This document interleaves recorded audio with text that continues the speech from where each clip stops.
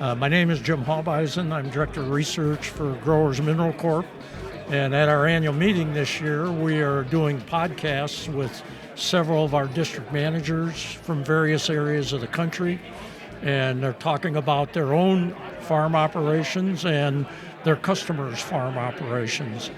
And then they're going to talk a little bit about what they see in agriculture, so you'll know where these guys are from and kind of get an idea of what's going on. So Marty, why don't you lead us off? Tell us something about your operation and about your customers and where you're located.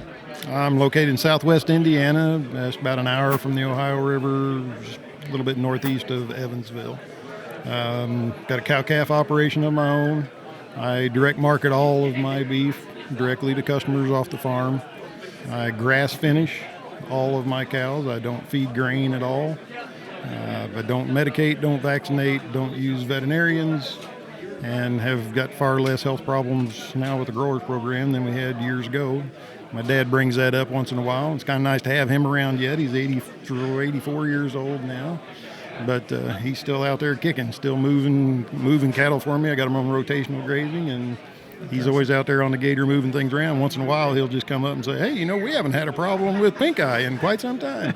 I'm like, oh, yeah, that's right, we didn't. Excellent. But customer base and a lot of row croppers, a lot of livestock's pretty concentrated in my area. We've got turkey guys, chickens, laying hens, roasters, you name it. But row croppers are the main guys that I'm working with. I got a good peach customer that has educated me a lot on peaches and what growers can do for you, and frost protection and keeping them blossoms from getting frozen late season freeze. We've had several articles in our solution about that particular operation, and actually our 25 calendar, the picture in January is from his operation or his daughter's operation.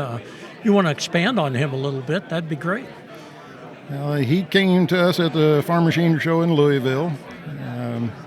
I had spoken to his father years ago and talked to him about growers, and right away his father said, a peach tree has a waxy leaf and you cannot get anything in through the leaf. And Jim kind of rolled his eyes when I told him that, and he's like, yeah, that was my dad.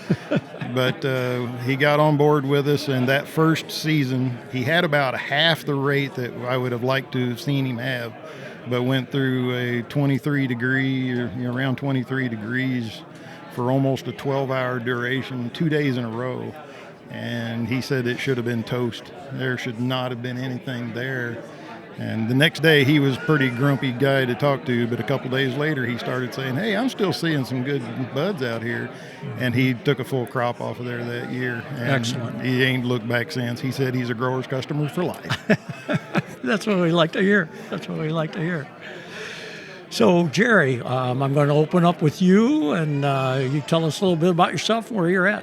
Yeah, I'm from central Missouri, down in the Ozarks of Missouri. We have some very rough soil to work with. The joke in our area is our topsoil is like one stone upon the other. So that's the kind of soil that we have to deal with. Sure. We do have customers scattered from some in southern Illinois all the way into Missouri, some in Kansas, eastern Kansas.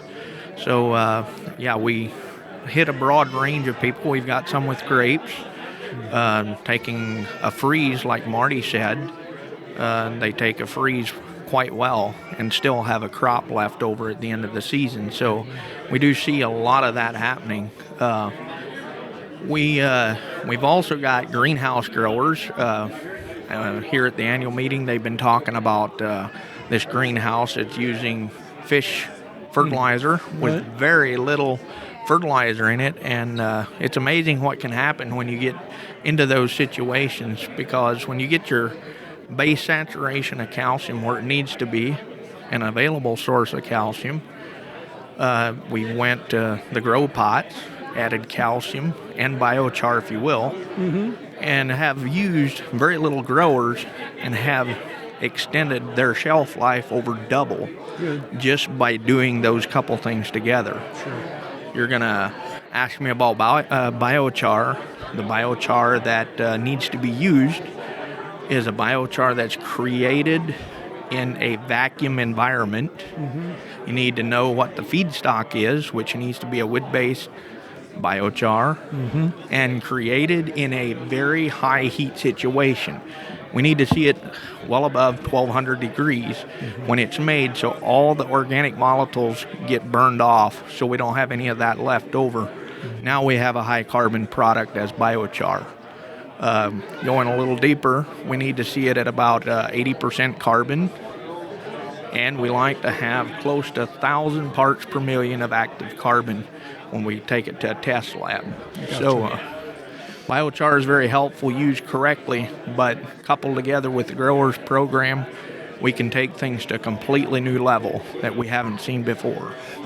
When I was interviewing Daniel Weaver, he was talking a little bit about aragonite, and I know you've kind of messed around with aragonite. Can you chat a little bit about that with us? Yeah, so aragonite is a very available source of calcium. There's El Cheapos out there just like there is in any business. Aragonite's a negative charge calcium. Works very well, and it's all plant available. We also, the one that I've tinkered with is mined out of the ocean. So it's a renewable source. It's grown from the microbiome in the ocean. And being it's a negative charge, it's 100% available to what we have. And a 40% base saturation of what we're using. So yes, that has worked out very well for us in a lot of different applications. When you're doing the biochar, do you affect your calcium levels at all? Or are you still looking at the same kind of calcium level we're running now? We actually have aligned with the company that we get the aragonite from has aligned 100% with growers on saying that calcium is the key to moving everything that we need. Sure. So they have tinkered with biochar, have a lot of biochar use. So no, we do not back down on calcium levels at all. In fact, that's very crucial. Yeah, no, So- that's the key element. That's And- right. And there are more and more people coming to the forefront on that. That's right. Hey, Marty, one thing in the calendar, the pictures of Jim's daughter's flowers. Chat a little bit about those flowers and what's going on there with Jim sneaking in there and foliar feeding them. Yeah, she decided she wanted to do flowers, and he encouraged her to doing that, but she was getting her new growth started in the greenhouse, and he walked by and happened to see some white color on top of the soil, and he knew what that was. So without her knowing, he walked in and he gave it a little shot of what he uses for fungicide or fungus control, but he included some growers in that, and she noticed a quick turnaround, and it went on from there. She didn't stop using it after that, so she's got flowers going into numerous different flower shops and funeral homes and those kinds of things now. Yeah, and that's she's excellent. built quite a reputation already in the quality and how long those flowers last after they get them out in a vase. No, here at the annual meeting, we've had several guys that have talked about, going outside the row crop industry and affecting things with quality can be quite impressive, and I think that pretty well speaks to that, in my opinion.